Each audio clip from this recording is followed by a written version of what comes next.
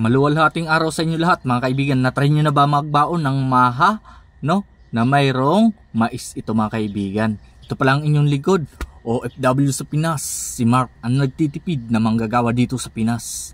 Pasimple-simple lang tayo sa trabaho at ordinaryong manggagawa lang ako mga kaibigan. Kaya 456 lang ang sahod ko kada araw. Kaya inuugali ko magtipid araw-araw mga kaibigan. Pero ito, babawi na lang tayo sa kain. Samahan niyo ako mga kaibigan. Maha Blanca.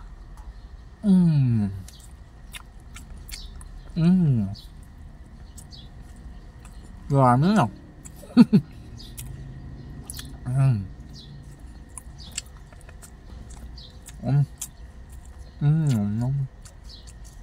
Kami.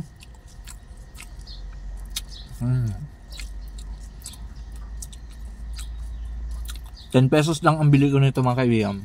No.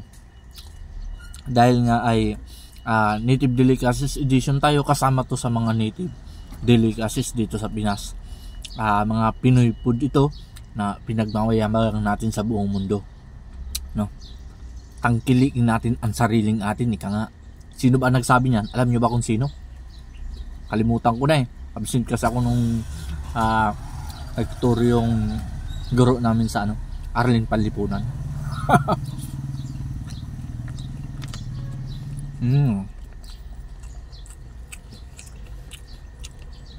The best yung mga kaibigan, pwede talagang ulam. Akala nyo nagbibiro lang ako na pwedeng ulam, i-try nyo na at legit talaga ang sarap. Tipid pa, 10 pesos lang, may ulam ka na.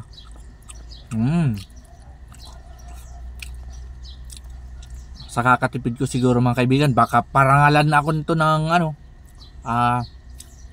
alam nyo na, parangalan tayo pagdating ng Disyembre, no? Most tipid of the year goes to OFW sa Pinas, si Mark. Dami.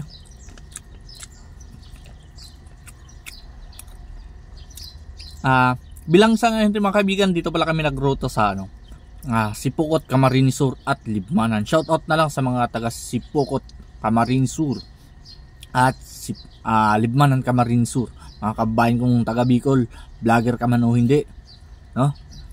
Shoutout sa inyo. Magpapakabusog naman tayo dito. At magpapakasarap siyempre. Naman.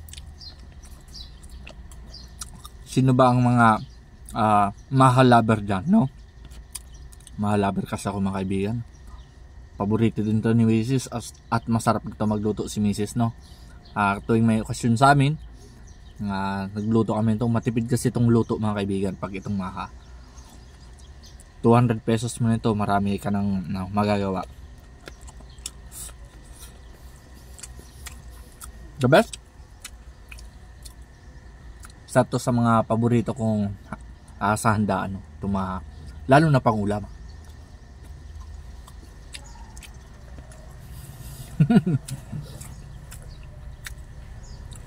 Bukas mga kaibigan, Sabado naman, ang bilis ng panahon mga kaibigan.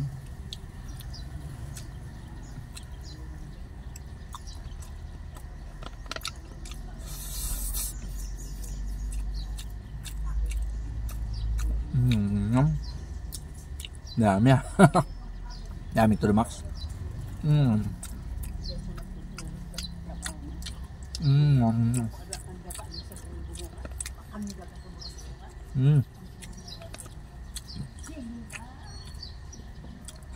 Marunong ba kayo magluto nito mga kaibigan? Baka hindi, turuan ko kayo.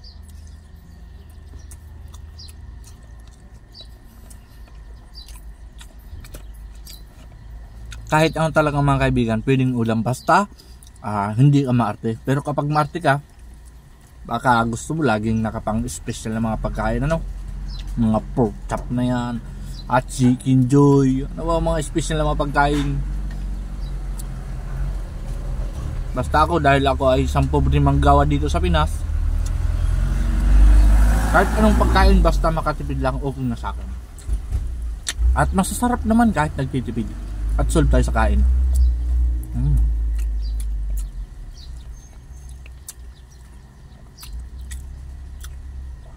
At sa muli mga kaibigan, ito ang inyong likod, OFW sa Pinas, si Mark. At lagi ako nagpapaalala, lagi lang tayo magtitipid dito sa Pinas para hindi tayo nababaon sa utang. At ang inyong likod ay tubong uragon.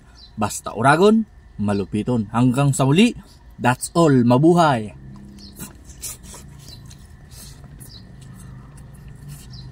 Paalam!